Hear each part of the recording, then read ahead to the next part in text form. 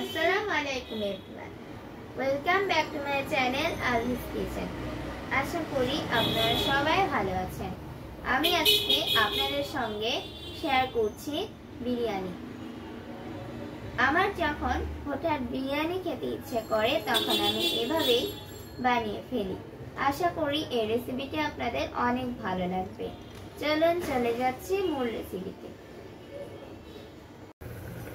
বিরিয়ানি বানানোর জন্য এখানে একটি হাঁড়িতে তেল গরম করে নিয়েছি। এখন দিয়ে দিচ্ছি পেঁয়াজ কুচি, দিয়ে দিচ্ছি কিছু গরম মশলা যেমন এলাচ, দারচিনি, লং, তেজপাতা।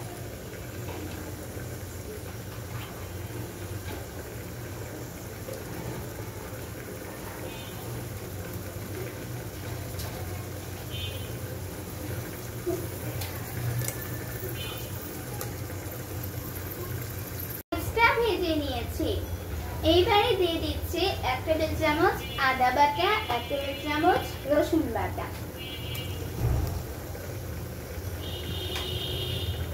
এখানে আমি একটা পেঁয়াজ কেটে রেখেছিলাম আগে থেকেই। এখন এটা দিয়ে দিচ্ছি আর দিয়ে দিচ্ছি একটা টমেটো পিউরি।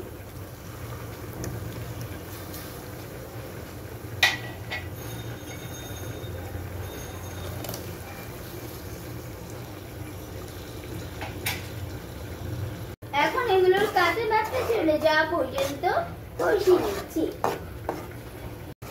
এখন দিয়ে দিচ্ছি 2 চামচ মরিচের গুঁড়ো, দিচ্ছি 1 চামচ ধনিয়ার গুঁড়ো, দিচ্ছি 1 চামচ জিরার গুঁড়ো। এরপর 1 কেজি গরুর মাংস দিয়ে দিচ্ছি।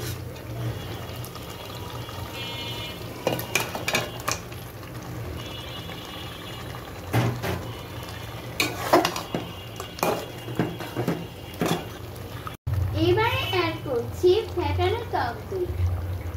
এখন এটাকে ঢেকে মাংসটা সিদ্ধ হওয়া পর্যন্ত রান্না করে নিব।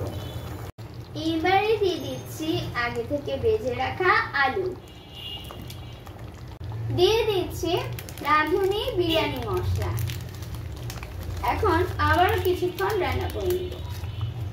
বিরিয়ানির মাংসটা হয়ে গিয়েছে, এটাকে নামিয়ে নিচ্ছি। চলে যাচ্ছি রাইসের প্রসেসে। প্যানে ঘি গরম করে নিয়েছি। এখন দিয়ে দিচ্ছি এলাচ, দারচিনি, তেজপাতা। এরপর দিয়ে দিব পেঁয়াজ কুচি।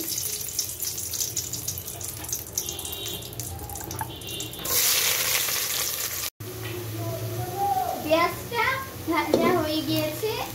এখানে আমি 500 গ্রাম পোলাওর চাল আগে থেকে ভিজিয়ে রেখেছিলাম, এখন দিয়ে দিচ্ছি।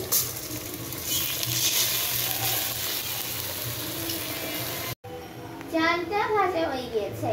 এখন আমি 500 গ্রাম চালের জন্য দিয়ে দিচ্ছি 1 লিটার পানি।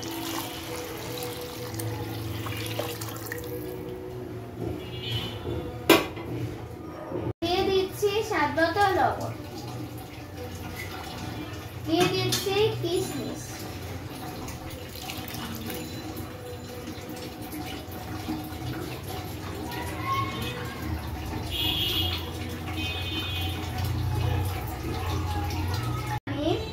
গুঁড়ো দুধ, কাজু ও কাঠবাদাম ব্লেন্ড করে একটু পেস্ট বানিয়ে রেখেছিলাম আগে থেকেই, এখন সেটা দিয়ে দিচ্ছি।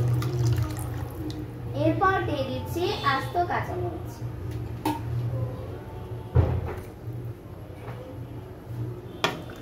এবার দিয়ে দেব মাংস।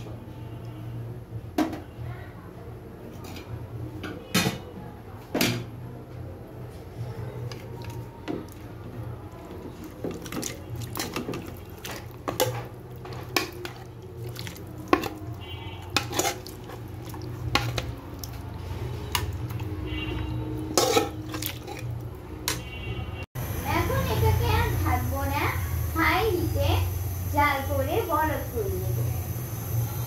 খুব ভালোভাবে ফুটে গিয়েছে। এখন চুলার আঁচটাকে লো করে ঢাকনা দিয়ে ঢেকে দমে রেখে দিব। হাঁড়িটার নিচে হাঁড়িটাকে একটা তাওয়ার উপর রেখে আবারও 10 মিনিট দমে রেখেছিলাম। তো হয়ে গিয়েছে।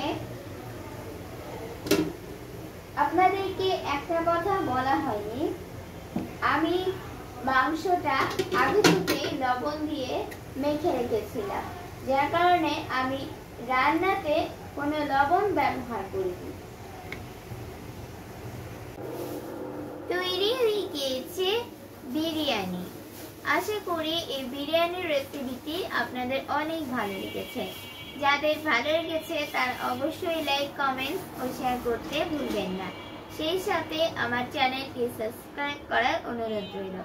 আজকে এ পর্যন্তই, আবার দেখা হবে অন্য কোনো রেসিপি নিয়ে। সে পর্যন্ত সবাই ভালো থাকবেন। আল্লাহ হাফেজ।